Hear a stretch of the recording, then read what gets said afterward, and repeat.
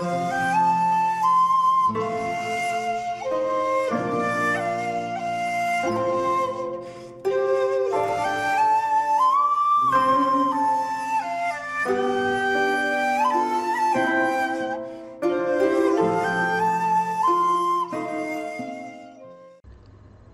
there, this is Solitary Ronin from Solitary Ronin Films and welcome to another random review. Today's random review is from 2019 or 2020, depending on the release date, and the film is called Butt Boy. Now this is a rare random review in the sense I don't have Butt Boy on physical media. I hope to pick up a Blu-ray of Butt Boy at some point. This was an amazing experience. Sometimes there's a film that comes along that renews your faith in the cinematic arts. It kind of blows you away. I've had that over the last couple of years a few times thanks to YouTube community.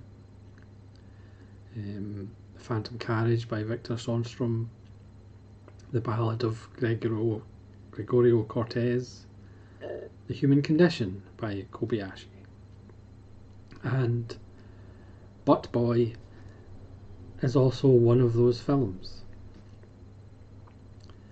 Because the thing that makes Butt Boy so special is the fact that I almost switched it off after 10 minutes. I can imagine quite a lot of you will switch it off after 10 minutes. Because you think you're going to go into a kind of Freddy Got Fingered territory, The Greasy Strangler. You think it's going to be that kind of film.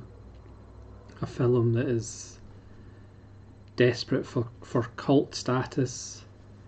It's trying so desperately to be a cult film.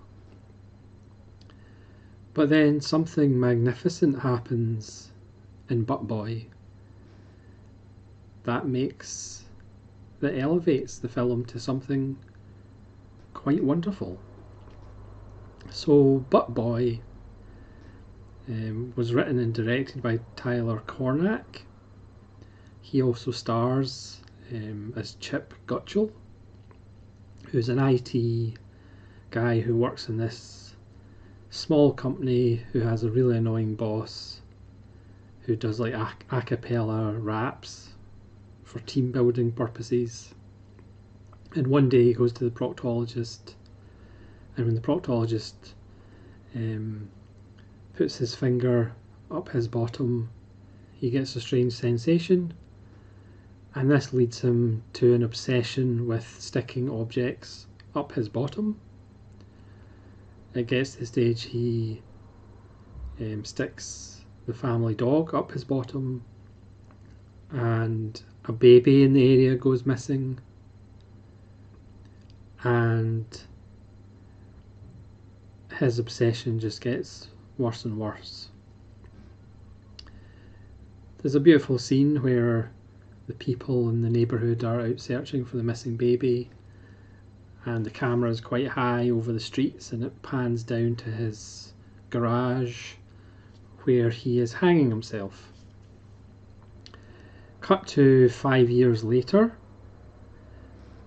and if you're still with the film, this is where it gets slightly more interesting. But again, I don't blame you if you switched off by this time. So we're introduced to an AA meeting where we first meet Detective Russell B. Fox, played by Tyler Rice. This is a low budget film, but it looks a whole lot better than a low budget film normally would. So he's in AA, and his sponsor turns out to be Chip Gutchell, who we see a flashback.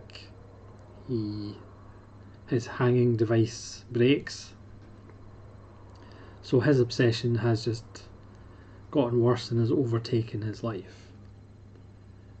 Again, the reason why Butt Boy is so good, to me anyway, is because it becomes like a really superior cop thriller as Russell B. Fox begins to think that Chip Gutchell is making people disappear up his ass. There's a beautiful scene where he tries to explain to his hardened detective boss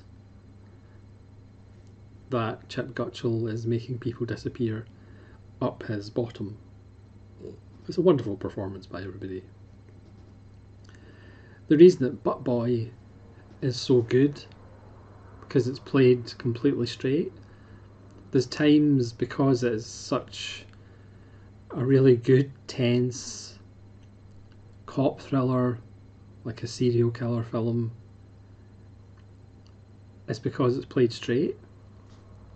Now, Tyler Rice does give a performance that is very mannered. He looks as though he's definitely trying to do a Christian Bale impersonation. He almost kind of looks like Christian Bale a bit. He has this really bushy goatee beard that's even bushier than mine, and very much like Ricky Takeuchi in Dead or Alive, whose hair seems to go higher and higher. There's times where Tyler Rice's goatee beard is different sizes, and at times it looks as though it's fake and sometimes it looks real. But his mannered performance, he looks like so intense. It is rather wonderful and funny, but again, Butt Boy is one of those films that you're just either going to go with and really enjoy, or you're just going to absolutely hate it and switch it off after 5 minutes. And I understand if you do, because I almost did myself.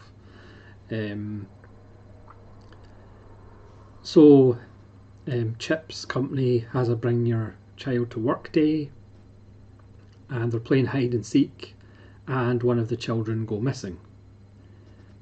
And Russell B. Fox, Detective Russell B. Fox, is put on the case, and of course he meets Chip, because all the surveillance tapes have been wiped, and because Chip is the IT expert, he starts beginning to think that Chip is perhaps involved. And again, another reason why Butt Boy is so wonderful is because it morphs from this, you think it's going to be like a Farrelly Brothers film or something like that.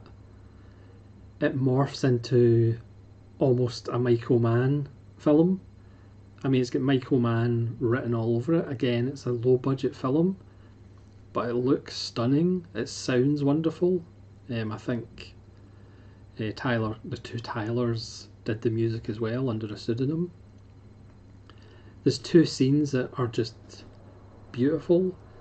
There's a scene at a refinery at night, which is pretty much straight out of Collateral. There's a scene before that where Chip's wife invites Russell over because he's his AA sponsor for dinner, and Russell needs to go to the bathroom, and then Chip realises that Russell might find some evidence of his sticking things up his ass. See, you almost forgot it was a film about sticking people up your ass. And it's really tense because he tries to break in and he wants to get the evidence. It's just wonderful, but also very funny as well, depending on your sense of humour, obviously. And that leads to this car chase. It's not dramatic or anything, but then they stop at the refinery and they have a kind of showdown where Russell B. Fox understands the power of Chip's ass. But it's a beautifully shot scene. Again, it's straight out of Collateral. It has those beautiful neon colours. There's another scene later in the film. There's a confrontation at a laser quest during a birthday party for the kids, which could be straight out of Miami Vice. So it turns into this wonderful film about obsession, the dangers of obsession. Russell B. Fox is an alcoholic. We find out later in the film why he's an alcoholic, which is kind of cliched, but it also gives you some redemption at the end of the film. which is strangely quite moving, despite the fact it's a film about somebody who puts things up his ass, including animals and people.